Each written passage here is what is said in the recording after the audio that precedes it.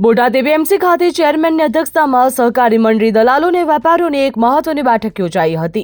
આ બેઠકમાં ખેડૂતોને થતા અન્યાય અને વિવાદોમાં મુદ્દે વિસ્તૃત ચર્ચા કરવામાં આવી હતી। ખેડૂતોની બે મુખ્ય માંગો ઉપર ધ્યાન કેન્દ્રિત કરવામાં આવ્યું હતું।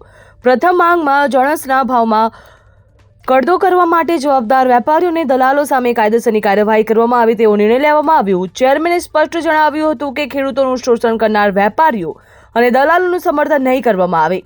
એક વિડીયો દ્રશ્યમાં જોવા મળ્યું હતું કે વેપારીનું લાયસન્સ રદ કરવાનું હતું, નક્કર કાર્યવાહી કરવામાં આવશે। બીજી તરફ ખેડૂતોએ એપીએમસીમાં માલ ખરીદી બાદ 6 કિલોમીટરના અંતર સુધી માલ પહોંચાડવાની જવાબદારી નિભાવવાની રહેશે। ત્યારબાદ માલનું વહન જે તે વેપારીએ કરવું પડશે। આ નિર્ણયથી ખેડૂતોનો આર્થિક બોજો ઘટશે તેમજ આ બેઠકમાં ખેડૂતોના હિતનું રક્ષણ કરવા અને એપીએમસીની કામગીરીમાં પારદર્શિતા લાવવા માટે મહત્વનું સાબિત થશે। ચેરમેનના આકરા વલણથી ખેડૂતોમાં આશાનું કિરણ જાગ્યું અને શોષણ સામે ન્યાયની અપેક્ષા વધી। બ્યુરો રિપોર્ટ, ખબર ગુજરાત લાઈવ।